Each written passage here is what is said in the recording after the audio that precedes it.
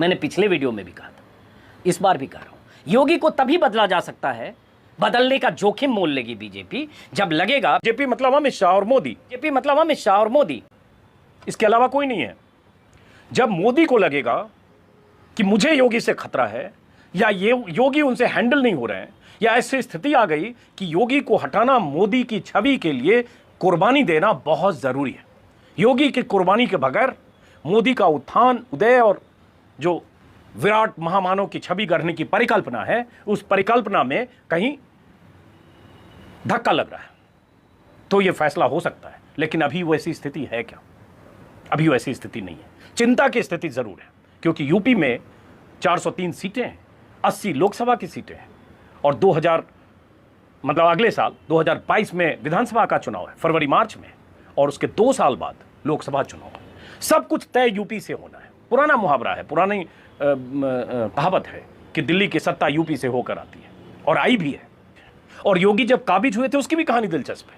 2017 में ऐसा कहीं नहीं था कि योगी मुख्यमंत्री के दावेदार थे, ऐसा कहीं नहीं था कि योगी का कोई चेहरा था, बल्कि मुझे याद है, मैंने पिछले वीडियो में भी कहा था, जो पोस्टर यूपी में लग रहे थे उस पोस्टर में पोस्टर बॉय भी नहीं थे योगी। लेकिन उसके बाद 4 साल से योगी जिस तरह से काम कर रहे हैं, वो एक समानांतर, दिल्ली की सत्ता के समानांतर उन्होंने एक सत्ता स्थापित की है। और वो उत्तराखंड के मुख्यमंत्री नहीं हैं जिन्हें ऐसे उठाया और ऐसे बदल दिया, क्योंकि हिंदुत्व के पैमाने पर, हिंदुत्व की जमीन पर उन्होंने अपनी जड़ें गहरी की हैं। और ये जो हिंदुत्व का, कट्टर हिंदुत्व बल्कि कहूंगा, कि जो जमीन है, या जो बीजेपी का कोर है, उस कोर की बुनियाद में योगी है यूपी में। तो ये जोखिम बीजेपी नहीं लेने वाली है। तो नहीं लेने वाली है, तब बीजेपी के पास विकल्प क्या है? बीजेपी कुछ मंत्रियों को बदल सकती है, कुछ नए मंत्री शामिल हो सकते हैं। अब एक नाम जो बार बार आता है, अरविंद शर्मा, प्रधानमंत्री कार्यालय में रहे हैं, सेक्रेटरी लेवल पे अधिकारी थे आखिरी दौर में एमएसएमई में, उसके पहले प्रधानमंत्री कार्यालय में ज्वाइंट सेक्रेटरी थे, प्रधानमंत्री के करीबी थे, नौकरी से 1-1.5 साल पहले उन्होंने प्री रिटायरमेंट लिया, और उसके बाद यूपी में एमएलसी हैं। उनके बारे में बीते 2-3 महीने से, खासतौर से बीते 2-3 सप्ताह से लगातार खबर आ रही है कि उन्हें डिप्टी सीएम बनाया जा सकता है, उन्हें अहम जिम्मेदारी दी जा सकती है, उन्हें योगी का साइज कट करने के लिए, कट टू साइज के लिए अरविंद शर्मा को अहम महकमा गृह मंत्रालय और बाकी मंत्रालय दिया जा सकता है। ऐसी तमाम बातें हैं। लेकिन उसके साथ ये भी है, क्या योगी ये करने देंगे? क्या योगी से गृह मंत्रालय या और ऐसे कोई मंत्रालय लेकर अरविंद शर्मा को दिया जा सकता है? क्या अरविंद शर्मा को योगी उप मुख्यमंत्री के तौर पर अपनी मर्जी के बगैर कबूल करेंगे? इसमें भी शक है। और यह कैसे मुमकिन होगा? और नहीं होगा तो क्या अरविंद शर्मा सिर्फ इसलिए गए थे कि एमएलसी बनकर काशी में वो कोविड मैनेजमेंट देखें, मऊ में कोविड मैनेजमेंट देखें, देवरिया और बलिया और आसपास के इलाकों में प्रधानमंत्री के कार्यालय से कोऑर्डिनेशन के बाद कोविड मैनेजमेंट देखें? यकीनन नहीं। तो फिर क्या?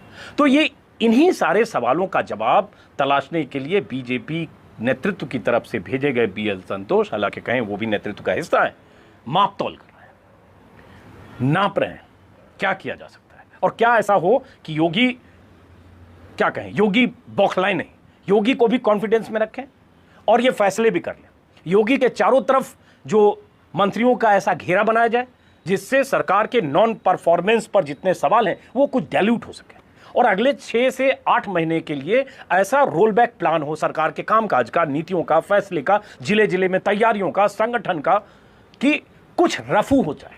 क्योंकि जो बीजेपी की जो सत्ता की चादर में इतने छेद हैं, बीते 1 साल में उस चादर में इतने छेद हैं, उसमें पैबंद कैसे लगाया जाए, ये सबसे बड़ी चिंता है। और पैबंद तभी लगाया जा सकता है जब योगी को कॉन्फिडेंस में लेते हुए, उनके न चाहते हुए कुछ फैसले हों लेकिन उनके रजामंदी ली जाए।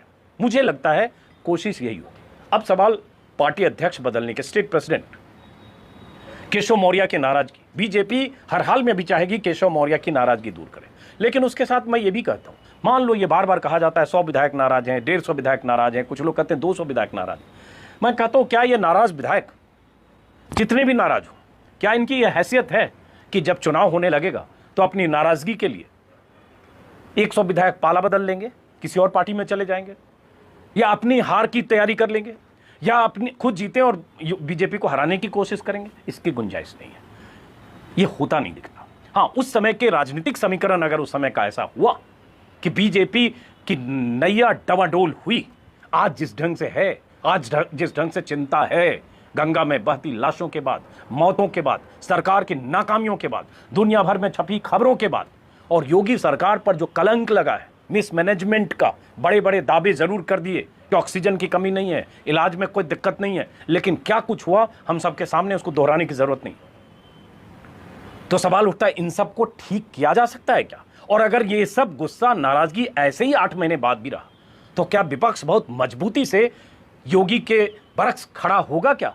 जिस सूबे में विपक्ष को 403 सीटों में से कांग्रेस को सिर्फ 7 सीटें मिली थी, सोचिए जरा, अखिलेश और कांग्रेस के साथ होने के बाद भी। और अगर मुझे ठीक से याद है, अखिलेश यादव की पार्टी को 47 सीटें, करीब करीब 324 या 325 बीजेपी को मिली। जिस सूबे में 325 सीट बीजेपी को हासिल हुई, वहां क्या विपक्ष इतनी मजबूती से खड़ा हो पाएगा कि योगी से 150 सीटें झटक ले, या 200 सीटें झटक ले, या 250 सीटें झटक ले? इसको समझने के लिए अभी वक्त लगेगा। क्या स्थितियां बनती है, इसको समझने में 4 से 6 महीने, 8 महीने लगेंगे। उस समय की जमीनी हकीकत क्या होगी, और यही समझना बीजेपी भी चाह रही है, क्योंकि बंगाल का झटका, बंगाल में 440 वोल्ट का जो बीजेपी को करंट लगा है, उस करंट से बीजेपी को बेचैनी और बेताबी है। अब यूपी में मायावती भी है, मायावती के जो तेवर हैं, सुर हैं, वो आप बार बार देखते हैं। कई बार लगता है कि कहीं पे निगाहें, कहीं पे निशाना, कई बार लगता है वो बीजेपी के साथ हैं। वो जितनी आलोचना कांग्रेस की करती हैं, उतनी ही तारीफ वो कई बार बीजेपी की करती हैं, जबकि उनका मुकाबला यूपी में कांग्रेस से नहीं है, उनका मुकाबला यूपी में बीजेपी से होना है। लेकिन वो बीजेपी को लेकर उनके सुर अक्सर नरम आते हैं। कुछ लोग ये कह रहे हैं कि चुनाव के वक्त हो सकता है योगी चेहरा न हो, बिना चेहरे के चुनाव लड़े। मुझे लगता है ये भी मुश्किल है। कोई मुख्यमंत्री 5 साल है, और वो मुख्यमंत्री वैसा नहीं है, थोड़ा टेढ़ा भी है, थोड़े आंकड़ू भी हैं, तो ऐसा मुख्यमंत्री को चुनाव के पहले उनका चेहरा हटाकर और फिर 6 पोस्टर लगाकर, जिसमें वो भी बराबरी से हो, केशव मौर्य भी बराबरी से हो, और कोई भी बराबरी से हो, तो मुझे इसमें संदेह है। लेकिन फिर भी देखते हैं कि हो सकता है योगी का चेहरा प्रोजेक्ट ना करें, और बीजेपी हो सकता है इतना बड़ा जोखिम लेने के मूड में हो। लेकिन ये सब तब होगा जब बीजेपी को ये लग जाए अगले 2 महीने में, 1 महीने में, 3 महीने में, कि योगी के रहते हुए हमारा हारना तय है, हमें हार से कोई नहीं बचा सकता। तो क्या बीजेपी को अभी ये लग रहा है? क्या बीजेपी ने इसका असेसमेंट कर लिया है, और क्या ऐसी स्थिति है? इसका आकलन बीजेपी कर रही है। फिलहाल इस वीडियो को दोस्तों ख़त्म करते हैं, किसी और वीडियो में फिर मुलाकात होगी। अगर आपने मेरा यूट्यूब चैनल सब्सक्राइब नहीं किया है तो सब्सक्राइब करेंगे। मेरा एक फेसबुक पेज है, लाइक करें, फॉलो करें, अच्छा लगेगा। नमस्कार।